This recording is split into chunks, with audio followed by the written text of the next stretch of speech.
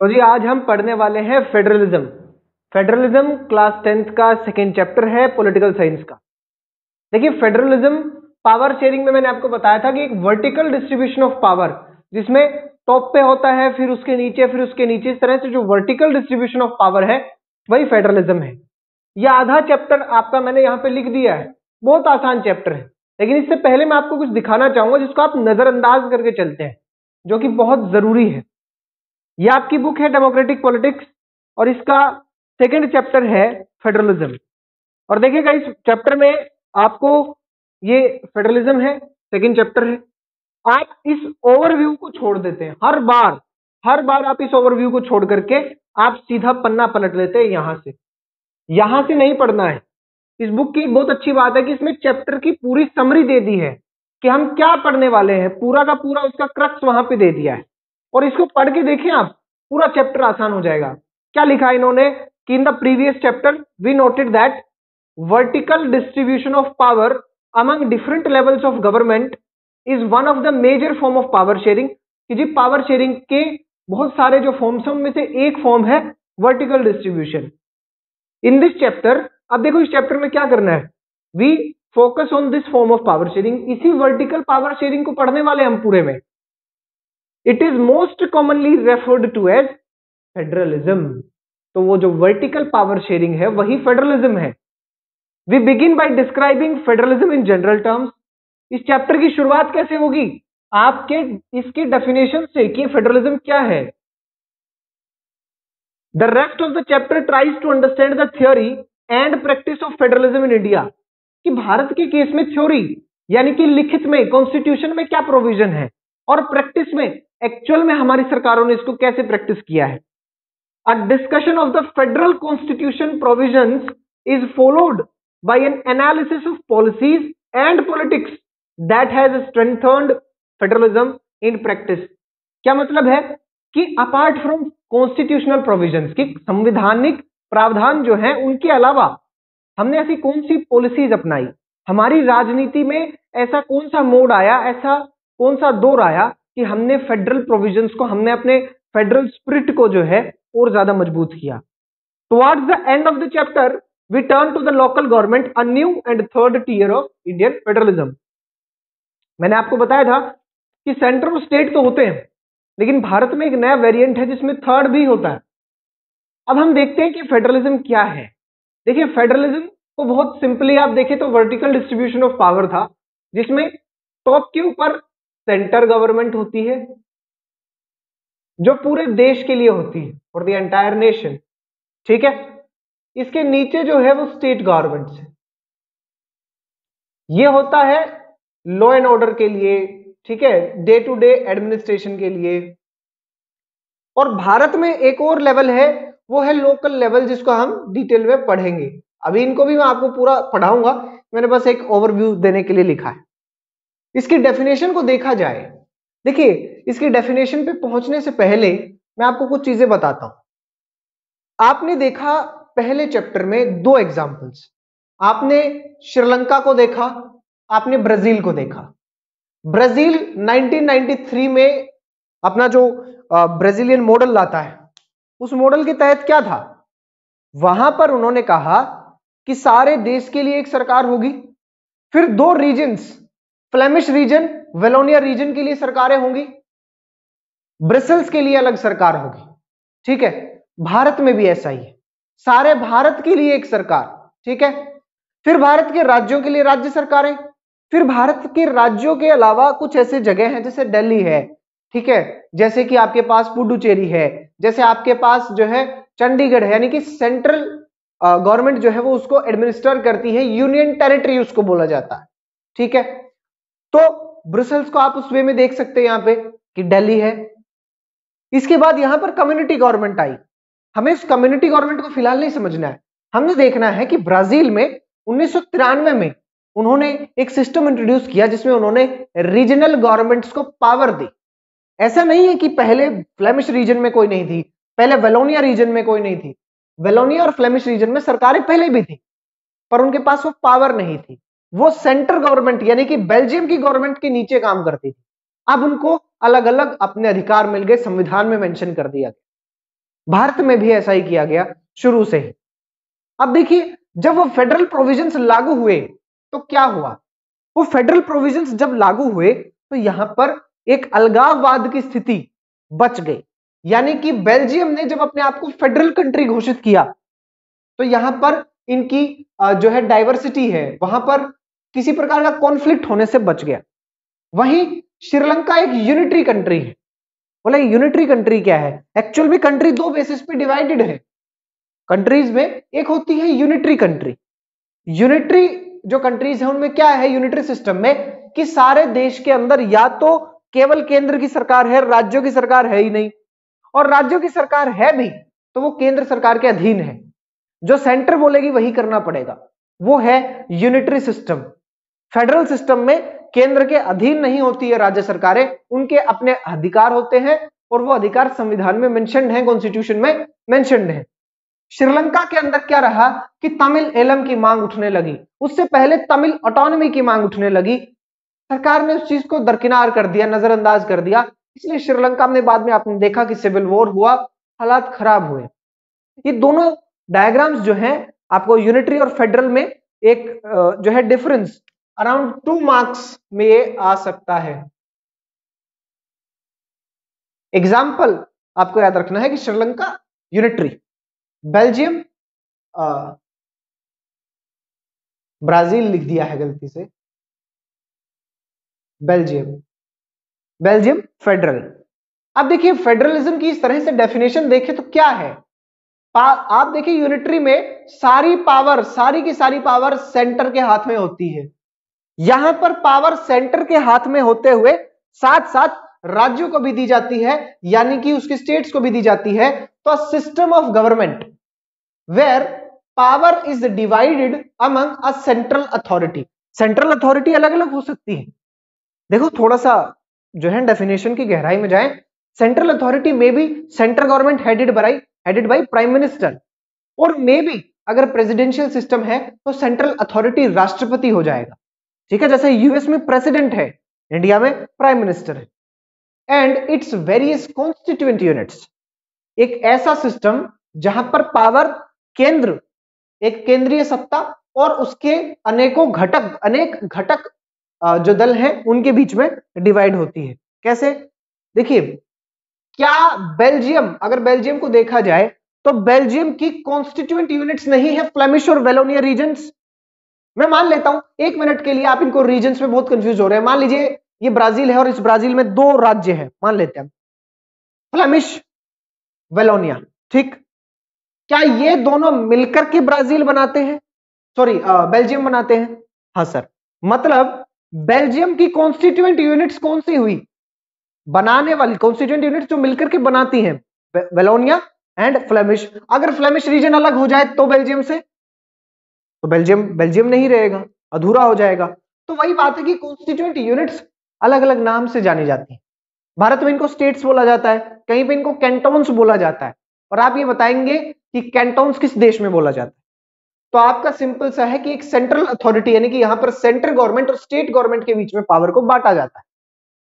ठीक है, समझाया मैंने आपको। जैसे भारत की कॉन्स्टिट्यूएंट यूनिट्स कौन सी हैं, भारत का प्रत्येक राज्य भारत की कॉन्स्टिट्यूएंट यूनिट है, लेकिन वो अलग नहीं हो सकता है, ये याद रखना है आपको। ऐसे फेडरेशन के टाइप्स में भी आता है, जिसमें फेडरेशन में जो कॉन्स्टिट्यूएंट यूनिट्स हैं यहां पर कमिंग टुगेदर में देखेंगे हम, वो अलग हो जाती हैं, जबकि भारत में ऐसा नहीं है। बोले ये डेफिनेशन तो हो गई कि सेंटर और स्टेट्स के बीच में, यानी कि कॉन्स्टिट्यूएंट यूनिट के बीच में पावर बट जाएगी। बोला हाँ।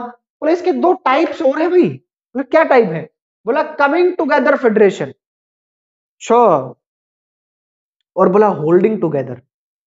देखो कमिंग टुगेदर का क्या मतलब है, कमिंग टुगेदर का मतलब है जब बहुत सारी कॉन्स्टिट्यूएंट यूनिट्स, छोटी छोटी यूनिट्स आकर के मिल जाएं, वो अपनी आइडेंटिटी तो अलग से बचा रही है लेकिन अब अपनी सवर्निटी दे रही है। यानी अब वो कुछ क्षेत्र ऐसे हैं, जैसे भारत है, भारत जो है एक सवरन कंट्री है।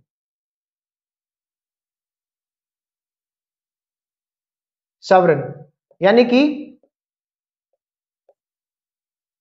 प्रभुसत्ता संपन्न राज्य, यानी भारत पर भारत के लोगों की सत्ता है और किसी की नहीं है। भारत पर भारत के लोग राज करेंगे।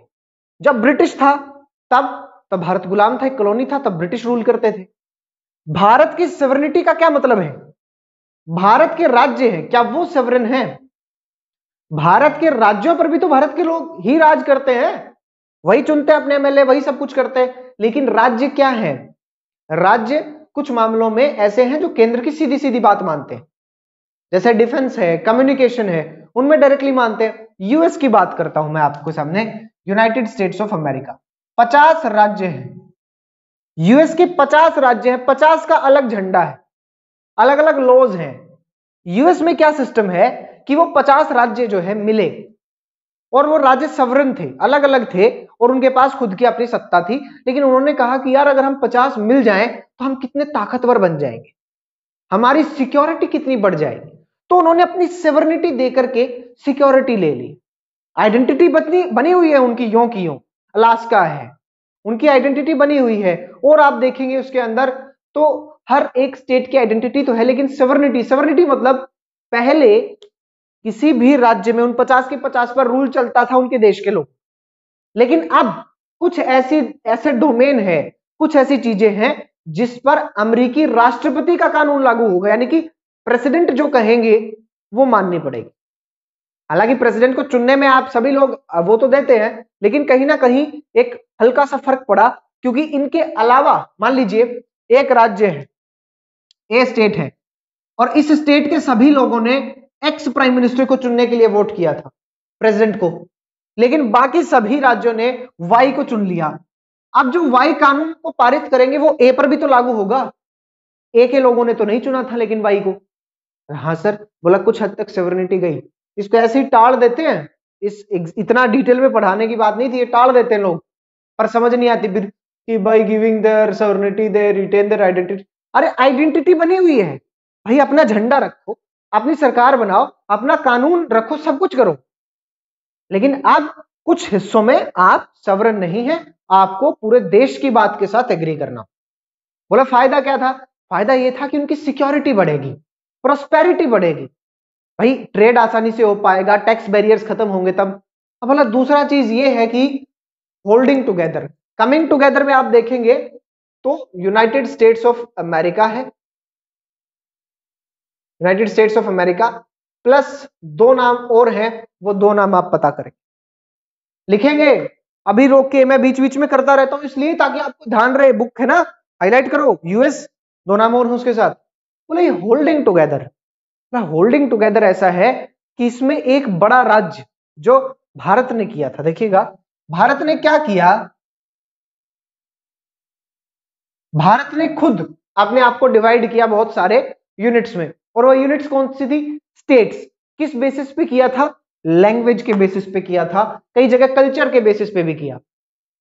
बोला स्टेट्स में डिवाइड किया क्यों? बोला ताकि एडमिनिस्ट्रेशन आसान हो सके, लोगों को अच्छा लगे, डायवर्सिटी को बनाए रखा जा सके। भाई मान लो सब लोग एक जगह हैं, ठीक है, फॉर एग्जाम्पल ए कम्युनिटी और बी कम्युनिटी साथ रहती है, ए कम्युनिटी बी कम्युनिटी, सिर्फ ये दो कम्युनिटी है, ये मेजोरिटी है माइनॉरिटी है, बार बार ए की सरकार बनेगी, ए के हितों को ध्यान में रखा जाएगा, बी दबा हुआ महसूस करेंगे। बोला अब इनको डिवाइड कर दो। बोला डिवाइड? बोला ये हैं तो भारतीय, बस इनके रीजन बदल दो। बोला ये ए वाले लोग ए राज्य और बी वाले लोग बी राज्य, अब बी वाले लोगों की सरकार बनेगी। तो हमने धर्म को आधार नहीं बनाया, आप धर्म को आधार बना लेते तो फिर कम्युनलिज्म बहुत ज्यादा फैल जाता कि हिंदू एक तरफ और मुस्लिम एक तरफ, नहीं नहीं, आपने भाषा को आधार बनाया, क्योंकि भाषा धर्म से अलग है। बंगाल का मुसलमान और बंगाल का हिंदू वो दोनों बंगाली बोलेंगे, बंगाल का हिंदू संस्कृत नहीं बोलेगा और बंगाल का मुसलमान अरबी नहीं बोलेगा, उर्दू नहीं बोलेगा। तमिल अगर आदमी है तो वहां की भाषा बोलेगा, चाहे वो हिंदू है चाहे मुस्लिम है, ठीक है। तो ये बात आपको याद रखनी है। अब पंजाब में रहने वाला पंजाबी, पंजाब में रहने वाला सिख, पंजाब में रहने वाला हिंदू, पंजाब में रहने वाला मुसलमान, वो पंजाबी बोलेंगे, वो अरबी नहीं बोलेंगे। तो लैंग्वेज के आधार पर बांटा गया कि ये एक बेसिस अच्छा है।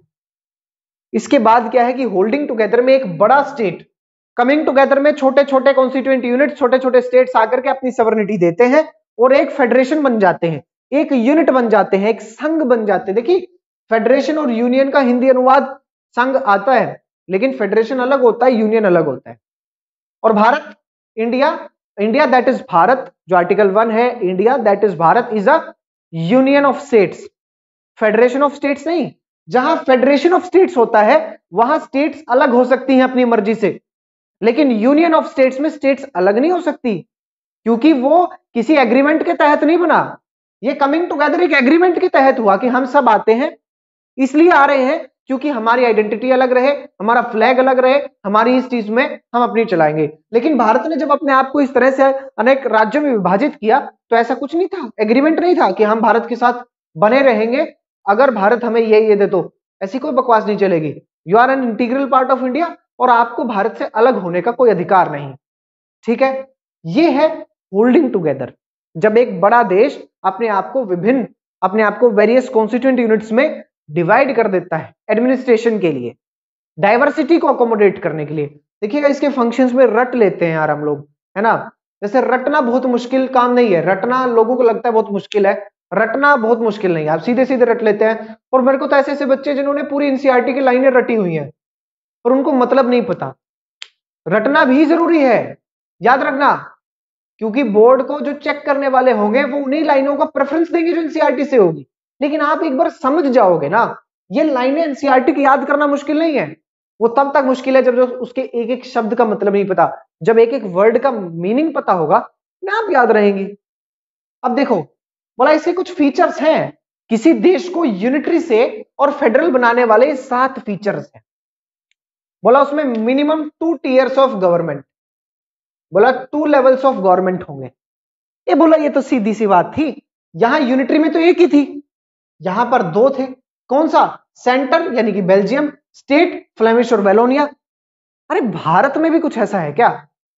बोला हाँ सर, भारत में तो सेंटर, स्टेट और लोकल लेवल भी है, जिसमें पंचायत, म्युनिसिपलिटीज,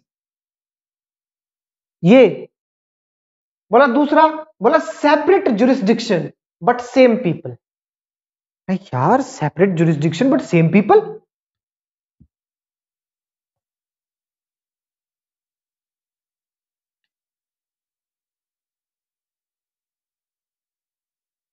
ये एक रफ मैप मैंने ड्रॉ किया है।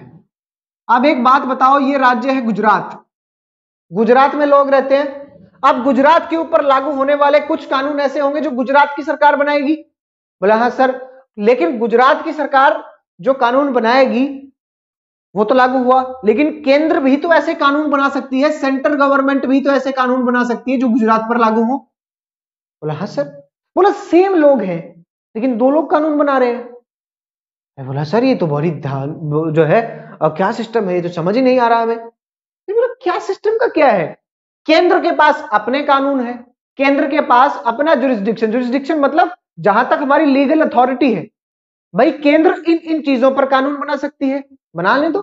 राज्य इन इन चीजों पर कानून बना सकते हैं। बोला अच्छा ठीक है, मतलब मान लो कोई प्रोविजन ए है, उस पर गुजरात की सरकार ही कानून बना सकती है तो गुजरात की सरकार बनाएगी, और मान लो कोई प्रोविजन बी है, इस पर केंद्र की सरकार ही बनाएगी, वो बनाएगी, सब पे लागू होगा वो। बोला same people but different jurisdiction, state government का जुरिस्डिक्शन अलग, सेंटर का जुरिस्डिक्शन अलग। बोला सर और कोई एग्जांपल दे दो ना सर। अरे बोला टैक्सेस, बहुत सारे टैक्स स्टेट कलेक्ट करेगी लेकिन बहुत सारे टैक्सेस सेंटर कलेक्ट करेगी।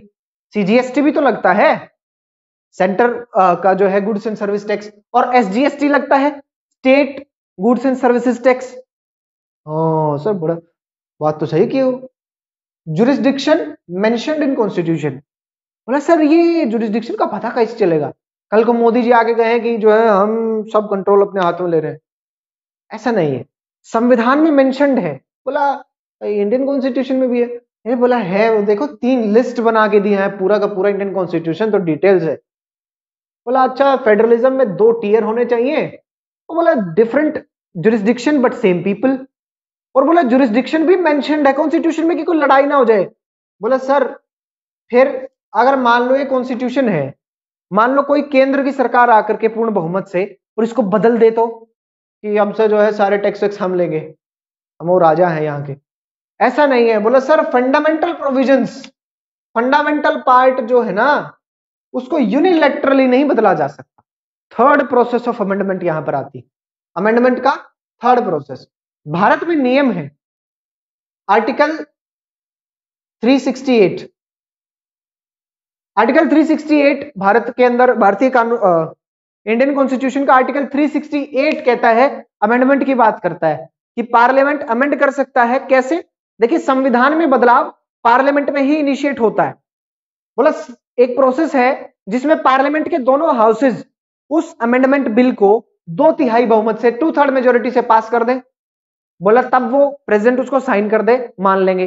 बोला एक ऐसा है जिसमें जो खासकर फेडरल प्रोविजन से रिलेटेड है, जो कि संघ की प्रोविजन से रिलेटेड है, उसमें क्या होगा? बोला 2/3 बहुमत से दोनों हाउसेज पास करें, उसके बाद more than half of states, India के हाफ ऑफ द स्टेट्स उसको रेटिफाई किया, यानी कि 50% बहुमत से राज्य की विधानसभा से भी पास हो।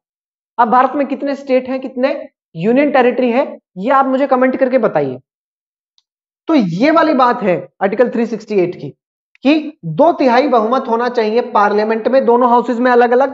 प्लस अच्छा देखो, अब ये मत कहना कि ये 2/3 बहुमत क्या है, प्लीज भगवान के लिए, है ना, जो है मेरा दिल टूट जाएगा, क्योंकि मैंने पढ़ाया हुआ है। फिर 2/3 बहुमत plus more than half of the states, more than half of the states उसको रेटिफाई कर दे। ठीक है। बोला मान लो कोई कंफ्लिक्ट होगा तन में, बोला कंफ्लिक्ट हो गया तो मिर्जापुर की गद्दी पे कालीन भैया बैठे, मारेंगे तुम्हें, मास्टर क्या पढ़ा रहे हो? बोला कोर्ट्स हैं, कोर्ट्स, कोर्ट्स यानी कि जुडिशरी, जुडिशरी यहां पर काम करेगी। इन दोनों के बीच में कोई कॉन्फ्लिक्ट हो गया, मान लीजिए आप ये देख, अब देखना जब तुम यहां पे पढ़ रहे हो कि courts will act as the interpreter, courts संविधान की इंटरप्रिटेशन देंगे। जैसे भारत के कोर्ट्स ने, सुप्रीम कोर्ट ने जैसे जजमेंट दिया कि आप संविधान का कोई भी भाग बदलो लेकिन बेसिक स्ट्रक्चर मत बदलो। उससे पहले गोलकनाथ केस में सुप्रीम कोर्ट ने कहा कि आप भारत के संविधान का कोई हिस्सा बदल ही नहीं सकते, अमेंडमेंट ही नहीं कर सकते। शंकरी प्रसाद केस में कहा था आप कुछ भी बदल लो। समझ रहे हैं आप? तो कोर्ट्स इंटरप्रेट करते हैं, कोर्ट्स की इंटरप्रिटेशन यानी कि इनके बीच का कॉन्फ्लिक्ट को भी कोर्ट्स ही देखेंगे। और यहां पर मेनली देखिए लोअर कोर्ट्स में नहीं होगा, high courts plus supreme court. अब सुनो मेरी बात को ध्यान से, केंद्र सरकार के ऊपर होने वाला कोई भी कार्रवाई वो सुप्रीम कोर्ट में जाएगी। ठीक है। आप मुझे ये बताओ कि दो राज्यों के बीच में कोई कॉन्फ्लिक्ट है, भारत के दो ऐसे राज्य हैं जहां पर कावेरी वाटर रिवर को लेकर के डिस्प्यूट है, दो राज्यों के बीच के डिस्प्यूट हाई कोर्ट में जाएंगे कि सुप्रीम कोर्ट में जाएंगे? पता करो।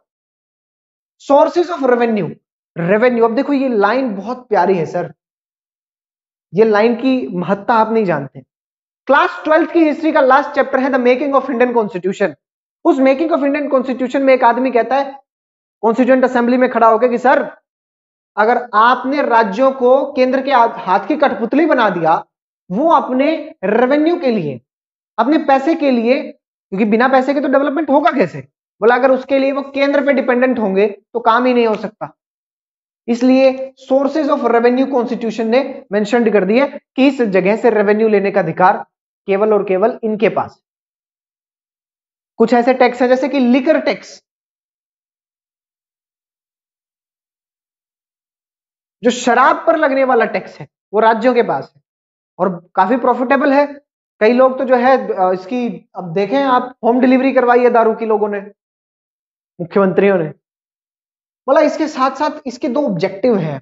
अब देखना की फीचर्स सब्जेक्टिव में तो आएगा, फेडरलिज्म से क्वेश्चन आया तो या तो की फीचर्स आएगा या भारत के केस में आएगा। ठीक है, ध्यान से समझना, ये चैप्टर छोटा है।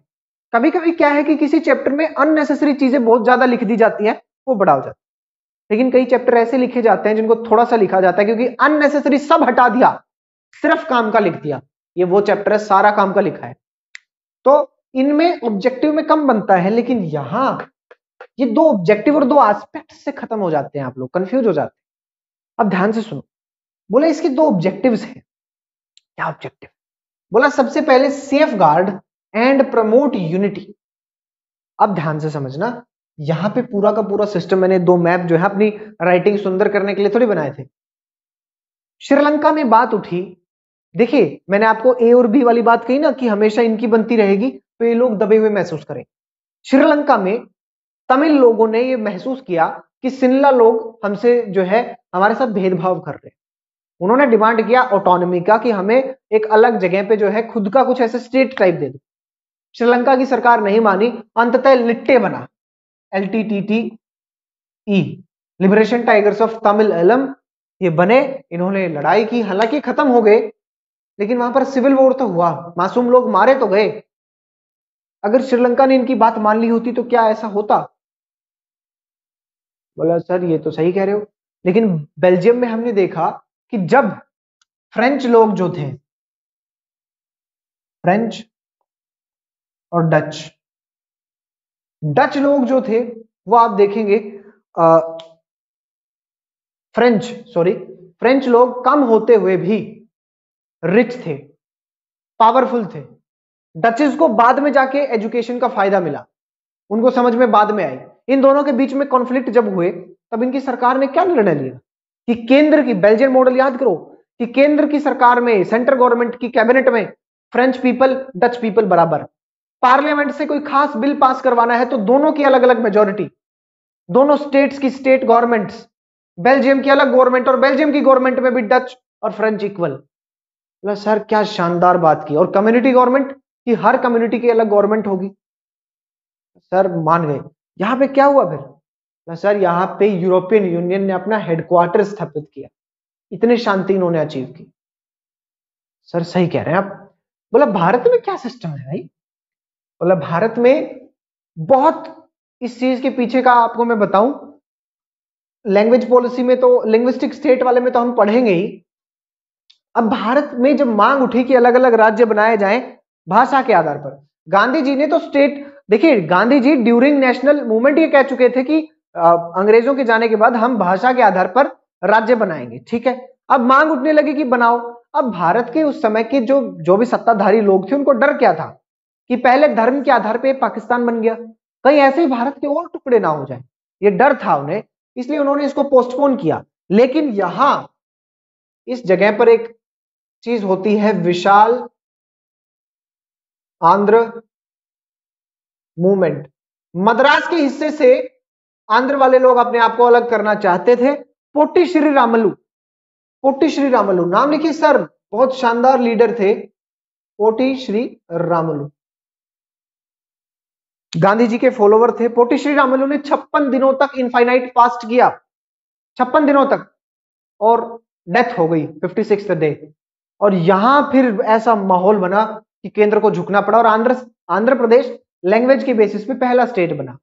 धीरे धीरे हमने स्टेट्स बनाए तो हमने अपनी डाइवर्सिटी को, देखिए माफ कीजिएगा, प्रमोट यूनिटी वाली बात थी कि जब हमने अलग अलग बनाए, जब अलग अलग स्टेट्स हमने बना दिए तो ये था कि ए कम्युनिटी और बी कम्युनिटी थी। मान लो इस बी कम्युनिटी को लग रहा है कि हम हमेशा से जो है ए ही चलता रहेगा, हम पे दबाव पड़ेगा, तो ये अलग होने की मांग करेंगे ना, अलग होने की मांग करेंगे। बोला हाँ सर। बोला श्रीलंका ने की तो थी तमिल्स ने, बेल्जियम में नहीं की। तो हमने जब इस सिस्टम को अपनाया तो हमारे यहां पर भी इन अलग अलग लोगों ने अलग होने की बात नहीं की, ये यूनिटी बनी रही। और यूनिटी के साथ साथ एक और काम हो गया, वो एक तीर से दो निशाने लग गए कि हमने डाइवर्सिटी को भी अकोमोडेट किया। बोले सर ये डाइवर्सिटी, बोले देखो भारत में कितनी विभिन्नता है, कितनी कितनी भाषाएं बोली जाती हैं, हमने जब इन भाषाओं के आधार पर बांटा तो हमने अपनी डाइवर्सिटी को अकोमोडेट कर लिया। कैसे? बोला सर लैंग्वेज पॉलिसी इसमें ऐड होती है थोड़ी सी। बोला हमने ये सोचा था कि 1965 तक इंग्लिश चलेगी, उसके बाद हिंदी, लेकिन यहां के राज्य अपोज कर रहे हैं कि no no no no no Hindi English. या तो इनको तमिल आ रही है, तेलुगु आ रही है, कन्नड़ आ रही है, अपनी भाषा आ रही है, ये कह रहा है यू आर इम्पोजिंग हिंदी। तो हमने कहा कि साहब आपका राज्य है, हम तो चलो हिंदी के साथ साथ और लैंग्वेजेस रख लेंगे 8th शेड्यूल में, आपका राज्य है, आपके राज्य में आप अपनी भाषा से काम चलाओ, हमें कोई दिक्कत नहीं है। सो आपने अकोमोडेट किया डाइवर्सिटी को। हाँ सर। बोला दो एस्पेक्ट्स भी हैं इसके। कैसे एस्पेक्ट्स हैं? बोला सर सबसे पहला एस्पेक्ट है म्यूचुअल ट्रस्ट, कि एक दूसरे पे ट्रस्ट करें, सेंटर और स्टेट दोनों ही। साथ ही साथ क्या है? Agreement to live together. इसको मैं आपको बुक में से ही पढ़ाऊंगा, देखिएगा बड़ी शानदार लाइन इसमें कही गई है। देखिए this 7th point please, the federal system thus has dual objectives, two objectives, to safeguard and promote national unity of the country while at the same time accommodate regional diversity, हमने दोनों काम किए। Therefore, two aspects are crucial for the institutions and practice of federalism, कि federalism को practice करने के लिए दो चीजें, दो एस्पेक्ट्स जरूरी है। क्या? Government at different levels, government centre state different levels should agree to some rules of power sharing, should agree to some rules of power sharing. What are the rules of power sharing? Indian constitution में list बना दी कि इस list पे जो कानून होंगे वो केंद्र बनाएगी, इस लिस्ट पे जो कानून होंगे वो स्टेट बनाएगी, इस लिस्ट पे जो कानून होंगे वो दोनों बनाएगी। एग्री कर दिए सब? बोला हाँ। बोला तुम सीजीएसटी लोगे, हम एसजीएसटी लेंगे, यानी कि state goods and services tax, और उधर centre goods and services tax. बोला बोटल्ड लिकर के ऊपर टैक्स हम लेंगे, इनकम के ऊपर टैक्स तुम लोगे। कहां लिखा है ये? कॉन्स्टिट्यूशन में, रूल्स में, रेगुलेशंस में, ठीक है।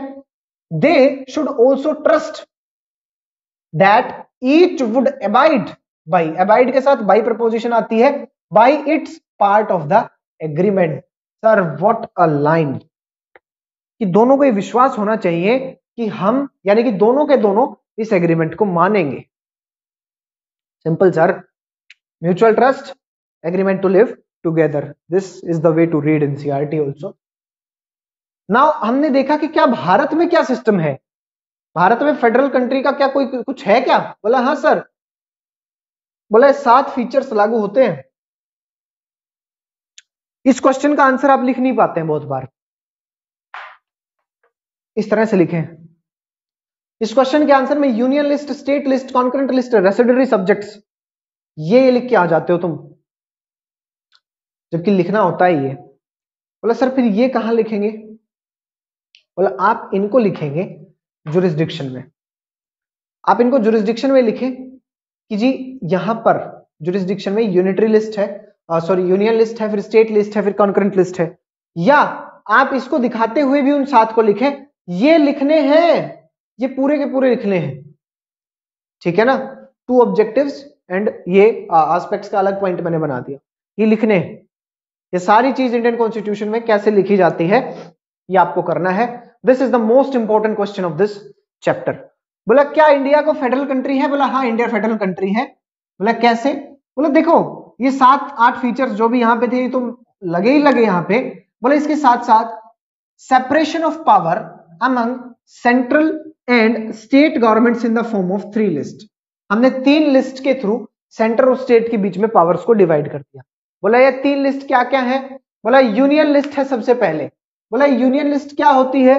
बोला यूनियन लिस्ट को बोला जाता है संघ सूची, संघ सूची। बोला ये वो लिस्ट है जिसमें मेंशन्ड टॉपिक्स के ऊपर केवल और केवल केंद्र कानून बनाएगी, जैसे डिफेंस है, बैंकिंग है, कम्युनिकेशन है। बोला ये स्टेट लिस्ट। बोला राज्य सूची, राज्य सूची में लिखे गए जो प्रोविजंस हैं उन पर कानून कौन बनाएगा? राज्य। अंडर नॉर्मल सर्कमस्टांसेस, देखो फेडरलिज्म 11th में पढ़ोगे तो भी नॉर्मल है, थोड़ा सा ऊपर जाओगे ना तो राज्य, देखो केंद्र इतना ताकतवर है कि स्टेट लिस्ट पे भी बना सकता है। थोड़ा सा जो है घूम जाएगा पूरा का पूरा, मत जाओ इस पे, बस ये याद रखो यूनियन लिस्ट पे वो बनाता है सेंटर गवर्नमेंट, स्टेट लिस्ट पे स्टेट गवर्नमेंट, कंकरेंट लिस्ट के ऊपर यूनियन प्लस स्टेट दोनों बना सकते हैं, पर कॉन्फ्लिक्ट हो गया, कॉन्फ्लिक्ट तो यूनियन की बात मान ली जाएगी, ठीक है। बोला रेसिड्यूरी सब्जेक्ट, बोला क्या है? इसको बनाए तो यूनियन, जैसे भारत का संविधान जब बन रहा था तब कंप्यूटर नहीं था, जैसे कंप्यूटर और ऐसी कोई भी चीज जो इन तीनों में नहीं है ना, यूनियन, स्टेट और कंकरेंट में, वो सब कुछ रेसिड्यूरी सब्जेक्ट है और वो भारत की सरकार बनाई। बोला इंडियन कॉन्स्टिट्यूशन, इंडियन फेडरलिज्म की कुछ खास बातें हैं। अमेंडमेंट वाली बात तो हमने समझा दी कि यूनानिमसली कोई, यानी कि एक तरफ से यूनिलेटरली, यूनिलेटरली यानी कि एक पक्ष ही सारे संविधान में बदलाव नहीं कर सकता। फंडामेंटल प्रोविजंस के लिए दोनों का साथ अनिवार्य है। अच्छा सर। बोला इसके साथ साथ हमारे इंडियन कॉन्स्टिट्यूशन की एक और बात थी फेडरलिज्म की, सॉरी, कि कुछ एक को हमने स्पेशल स्टेटस दिया, जैसे जम्मू कश्मीर। जम्मू कश्मीर को अब तो हमने 370 हटा दिया, बट 370 के थ्रू क्या था कि जम्मू कश्मीर में भारत का कोई भी नागरिक जो वहां का परमानेंट रेजिडेंट नहीं है वो वहां पर जमीन नहीं खरीद सकता। हमारे द्वारा बनाए गए कानून वहां तब लागू होंगे जब वहां की स्टेट असेंबली उसको पास करे। हम इनको जोड़ के रखना चाह रहे थे। पत्थरबाजी तो छोड़िए, इन लोगों की मक्कारी देखिए।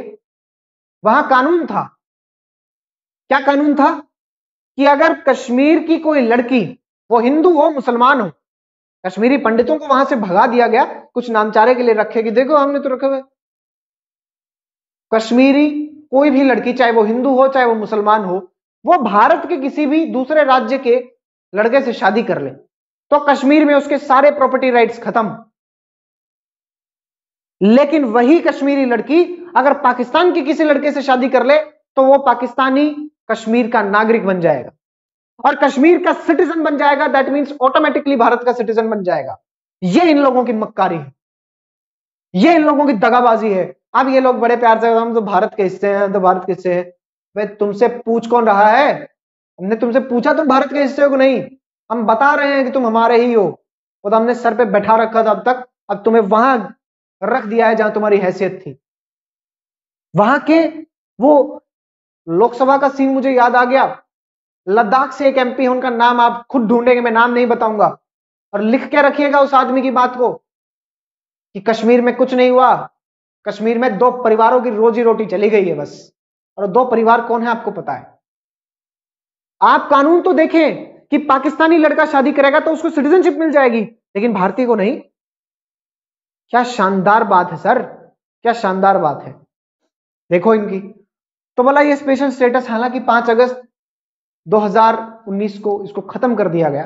और आगे तो आपको बताइए, बोला क्या भारत में, ये तो थ्योरी की बात होगी ना कि हमने क्या क्या लिखा है, बोला प्रैक्टिकली, बोला देखो भारत में फेडरलिज्म को कैसे प्रैक्टिस किया गया।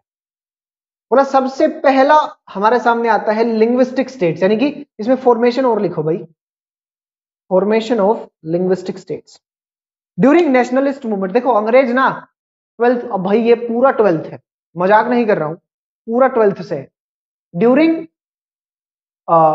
Colonial period. ब्रिटिश ऐसे बनाते थे भारत के राज्यों को जो उनको एडमिनिस्ट्रेशन में सहूलियत रहे, लेकिन गांधी जी इस चीज के खिलाफ थे।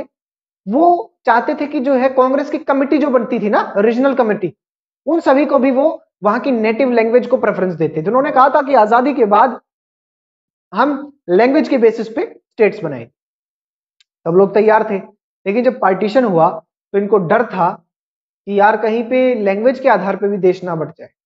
हालांकि ऐसा नहीं हुआ। जब ये बातें आई और पोटी श्री रामालू जी का निधन हुआ, उसके बाद आंध्र प्रदेश बनाया गया पहला। 1953 में एक घटना होती है, स्टेट्स रीऑर्गेनाइजेशन कमीशन 1953 में बनाई गई थी। इसको फजल अली कमीशन बोला जाता है। फजल अली इसको हेड कर रहे थे, फजल अली कमीशन। फजल अली कमीशन ने इसमें क्या कहा, 3 साल बाद रिपोर्ट आती है, 2 साल बाद 1 नवंबर 1956 को रिपोर्ट देते हैं कि yes sir, the boundaries of the states should reflect the boundaries of the languages, यानी कि आप लैंग्वेज के आधार पर स्टेट बना सकते हैं। 1956 में स्टेट्स रीऑर्गेनाइजेशन एक्ट पारित हुआ और उसके बाद लिंग्विस्टिक स्टेट्स की क्रिएशन। हालांकि कुछ स्टेट्स एथनिसिटी, वहां पर रहने वाले लोगों के उसमें प्लस कल्चर पर भी बनाए गए, जैसे कि नागालैंड, झारखंड, छत्तीसगढ़। ठीक है, बोला और क्या है, बोला और देखो ना आप, लैंग्वेज पॉलिसी, लैंग्वेज पॉलिसी।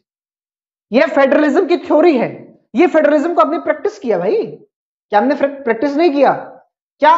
कैसे? बोला सर कैसे? बोले देखो ना, अकोमोडेट रीजनल डाइवर्सिटी। यहां और क्या किया आपने? रीजनल डाइवर्सिटी को अकोमोडेट नहीं किया। Promote and safeguard the unity, आपने यूनिटी को नहीं किया क्या? हाँ सर किया। बोला इसके साथ साथ क्या था, स्टेट्स को पावर भी तो आपने दी। बोला लैंग्वेज पॉलिसी, देखो भारत में क्या था कि 1965 तक हम चाह रहे थे कि इंग्लिश ऑफिशियल लैंग्वेज रहे, फिर हिंदी ऑफिशियल लैंग्वेज बने। राष्ट्रभाषा नहीं है हिंदी, ऑफिशियल लैंग्वेज है, राजभाषा है बस। लेकिन विद्रोह हो गया, तमिल में तो बहुत ज्यादा विद्रोह हुआ, और पहली गैर कांग्रेसी सरकार जो अपने दम पे पूर्ण रूप से सरकार में आई वो थी द्रविड़ मुनेत्रा कड़गम की सरकार। 1967 में उन्होंने तमिलनाडु में सरकार बनाई। उसका क्या मतलब था? उसका एक कारण था कि जी हिंदी, एंटी हिंदी प्रोटेस्ट उन्होंने किए कि इंग्लिश को हम प्रेफरेंस देंगे। हालांकि फिर भारत ने क्या किया, हमने 8th शेड्यूल 8th शेड्यूल में हमने इंट्रोड्यूस किया कि 22 भाषाएं, 22 भाषाओं को शेड्यूल्ड लैंग्वेजेस बोला गया कि इन 22 भाषाओं में से कोई भी व्यक्ति अगर केंद्र के किसी टेस्ट में अपीयर हो रहा है तो इन 22 में से कोई भी भाषा ले सकते। हिंदी 40% लोगों की मदर टंग है, वैसे मैं आपको बताऊं, प्लस स्टेट्स अपनी अलग लैंग्वेज रखे, हमें उससे कोई दिक्कत नहीं। बोला सर यहाँ पे फिर से आपने डाइवर्सिटी और यूनिटी को बनाए रखा। बोला तीसरा है centre state relationship. Sir class 11th की फेडरलिज्म की याद आ गई मुझे, पूरा का पूरा डिटेल। बोला देखो सेंटर और स्टेट की रिलेशनशिप को देखो, ये जो सेंटर है ना इस पर डिपेंडेंट तो नहीं है। मान लो यहां पर भी ए पार्टी की सरकार, यहां पर भी ए पार्टी की सरकार, तो यह तो जायज सी बात है कि जहां मोदी जी बैठे हैं और जिस राज्य में बीजेपी की सरकार है वो मुख्यमंत्री मोदी जी की बात को टाल नहीं सकता किसी भी मामले में, स्पष्ट है। लेकिन यहां पर गलती से बी पार्टी की सरकार हुई तो बोला थोड़ा सा कॉन्फ्लिक्ट हो जाता था। ए पार्टी की सरकार थी तब तो राज्य पूर्ण रूप से अपना काम नहीं कर पा रहा था, केंद्र की डायरेक्शंस बहुत ज्यादा मानता था। लेकिन बी पार्टी की है तो कॉन्फ्लिक्ट हुआ। बोला कॉन्फ्लिक्ट हुआ तो दो आर्टिकल है भारत के संविधान में, आर्टिकल 365 और आर्टिकल 356। आर्टिकल 365 कॉन्स्टिट्यूशनल इमरजेंसी को खासकर प्रेसिडेंट रूल को ये वो करता है कि अगर गवर्नर ये लिख करके दे देता है ना प्रेसिडेंट को कि यहां पर जो है कॉन्स्टिट्यूशनल मशीनरी फेल हो गई है, तो 365 के तहत आप उस पर राष्ट्रपति शासन लगाकर वहां की सरकार को भंग कर सकते हैं। ठीक है, 356 स्टेट इमरजेंसी है कि वहां पर कॉन्स्टिट्यूशनल मशीनरी ही फेल हो गई है। जैसे कि जब दंगे हुए कब 1992 6 दिसंबर 1992 को जो एक विवादित ढांचा वहां पर था उसको गिरा दिया गया। कल्याण सिंह की सरकार थी बीजेपी की, केंद्र में सरकार थी कांग्रेस की, नरसिम्हा राव उस समय प्रधानमंत्री थे। नरसिम्हा राव ने तुरंत 356 का प्रयोग करते हुए ना सिर्फ वहां यानी कि उत्तर प्रदेश में, बल्कि जिस राज्य में बीजेपी की सरकार थी उन सभी राज्य सरकारों को बर्खास्त कर दिया 356 के तहत। कांग्रेस ने एक समय में एक साथ 8 राज्यों की सरकारों को बर्खास्त कर दिया इन दो आर्टिकल्स की मदद से। हालांकि सुप्रीम कोर्ट ने इस पर रूलिंग्स दी बाद में कि आप ऐसे मिसयूज ना करें। बोला लेकिन सर एक ट्रेंड इसमें बदला। बोला कैसे? बोला 1989 sir, very important, the end of Congress system इसको बोला जाता है, 12th में पढ़ेंगे। 1989 में ऐसा हुआ कि किसी भी पार्टी के पास पूर्ण बहुमत नहीं था। कांग्रेस 1984 के चुनाव थे, 415 सीटों के साथ पूर्ण बहुमत से थी, लेकिन यहां पर 1989 में 197 सीटें थी। यहां पर नेशनल फ्रंट की सरकार बनती है, वीपी सिंह प्रधानमंत्री बने, बहुत सारी पार्टियों ने मिलकर के समर्थन किया। उसके बाद नेशनल फ्रंट हटता है, फिर नरसिम्हा राव की सरकार आ जाती है, वो तो अलग है। लेकिन फिर जब दोबारा से बात बनी तब बनता है यूनाइटेड फ्रंट 1996 में। अटल बिहारी वाजपेयी जब अपनी सरकार में बहुमत नहीं सिद्ध कर पाए, जब देवेगौड़ा जी को प्रधानमंत्री बनाया गया तब यूनियन फ्रंट बना, यूनाइटेड फ्रंट सॉरी।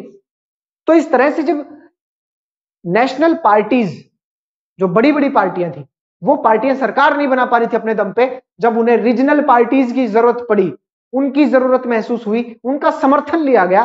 तो अब आप एक बात बताओ, आपके पास मान लो आप केंद्र में सरकार हो बीजेपी की, ठीक है, और बीजेपी की सरकार को समर्थन दे रखा हो आम आदमी पार्टी ने, तो क्या दिल्ली की आम आदमी पार्टी की सरकार को बर्खास्त करेगी क्या बीजेपी? नहीं, यही बात। यह हाफ चैप्टर हो गया सर। अब डिसेंट्रलाइजेशन पढ़ेंगे, फिनिश।